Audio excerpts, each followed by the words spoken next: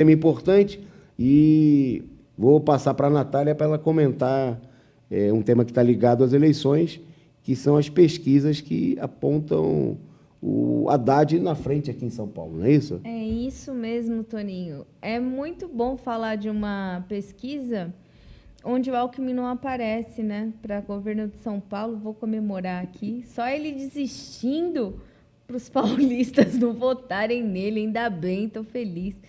Então, gente, é o seguinte, a diferença entre o Haddad e o França sobe para 13 pontos, e entre o Haddad e o terceiro colocado, que é o Tarcísio, cai para 7 pontos. Então, esses números, eles colocam o candidato França sob pressão, né? Se ele eventualmente desistisse de concorrer, o Fernando Haddad ganharia aí, então, o governo de São Paulo em primeiro turno, né? Essa pesquisa são dados da pesquisa Quest Modal, feita no estado de São Paulo e divulgados nesta quinta-feira. Mostram que a diferença entre o pré-candidato do PT, Fernando Haddad, e do PSB, Márcio França, subiu para 13 pontos. Já a diferença entre França e Tarcísio Freitas, candidato do Republicanos apoiado por Jair Bolsonaro, caiu para 7 pontos. Haddad lidera hoje a disputa do Palácio dos Bandeirantes com 30% das intenções de voto, seguido por França com 17%, enquanto Tarcísio aparece com 10% e Rodrigo Garcia, PSDB, com 5%. Olha que maravilha, o PSDB lá na lanterna. Isso aí já é um motivo de comemoração, além de ver, claro, o Haddad lá na frente. Eu queria juntar essa notícia, né, com uma notícia que a gente deu aqui, se eu não me engano, ontem, que a gente falava do posicionamento do Márcio França nas eleições. E o Márcio França, em entrevista, que, se eu não me engano, que ele deu à Jovem Pan, ele falou claramente assim, que ele quer ser a terceira via em São Paulo.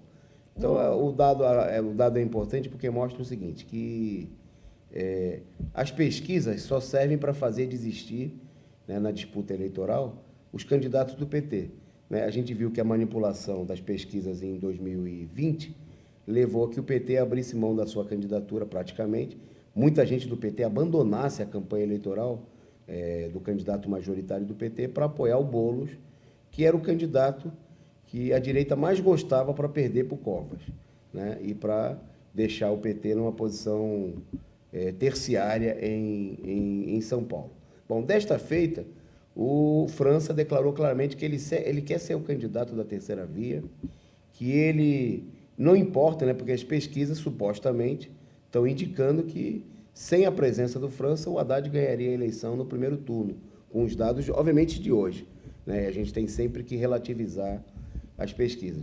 Mas o fato é que o socialista, ou socialite, Márcio França, né, socialista de Araque, se pronunciou dizendo que não, que ele quer ser o candidato da terceira via, que o voto dele no Lula é só um voto ideológico, que o PSB decidiu, mas que ele, de fato, né, não tem nenhum compromisso com isso daí, com unidade da esquerda. Unidade da esquerda é só para inglês ver, né? É só se isso servir. Bom, é bom lembrar que o Márcio França, em 2018, foi o Bolso França. Eu já ia dizer que era o Françonaro, né? Também a gente poderia dizer que era o Françonaro. Ele foi e fez campanha no segundo turno das eleições, abertamente com bolsonaristas, com o Major Olímpio, que era o candidato ao Senado, que tinha sido eleito senador pelo partido do Bolsonaro, pelo PSL. E ele mesmo fala que ele é um candidato que se relaciona com todos os setores, ou seja, ele quer faturar, e ele defendeu que o melhor para São Paulo é a terceira via. Bom, se a terceira via é o melhor para São Paulo, por que não a terceira via é também o melhor para o país, né? Eu chamo a atenção disso aí também, até para destacar o fato de que alguns setores confundem, né, o fato de que a burguesia está defendendo o processo eleitoral controlado pelo TSE, como se a burguesia estivesse defendendo a candidatura do Lula. né? Até agora não tem nenhuma demonstração nesse sentido. O que a gente vê, né, como a gente vê claramente no caso do Márcio França, é sabotagem aberta, é a sabotagem da direita aliada do Lula, né? E o que dirá de fora daqueles também que não tem nada a ver com o caso Lula. Eu, por exemplo, nós vamos falar daqui a pouquinho do Ciro Gomes, né? E a gente poderia chamar a atenção que quem lê, acompanha os jornais, a imprensa brasileira, vê que todo dia é chumbo, chumbo, chumbo, né? Não tem nada de apoio ao Lula. O único suposto apoio é dizer que o Lula tem que ir mais para a direita, né? Que é apontar o caminho para a derrota do Lula. Isso aí não é um apoio, não vamos confundir isso, né? Quem fala que você tem que ir para o precipício e se jogar de lá de cima porque você vai voar, né? Não está te apoiando, está te mostrando, mesmo dizendo que é seu amigo, né? Mesmo te elogiando, porque você está correndo para o penhasco e se atirando lá de cima no precipício, né? Isso aí não é apoio. Isso aí é apoio ao suicídio, né? É apoio a uma política... E não vamos se iludir com as pesquisas, né? Porque as pesquisas que hoje apontam uma coisa, que apontam o Lula na frente, também podem mostrar, como já vem inclusive mostrando, né, que supostamente, por exemplo, o Bolsonaro está crescendo, né? É uma tendência geral das pesquisas. E se hoje também a gente tem o Haddad sendo apontado aí na frente das pesquisas, né? O Haddad, que não é uma candidatura como a do Lula, uma candidatura dos trabalhadores, uma candidatura com apoio no movimento operário, como diz o próprio Lula, o mais tucano dos petistas, né?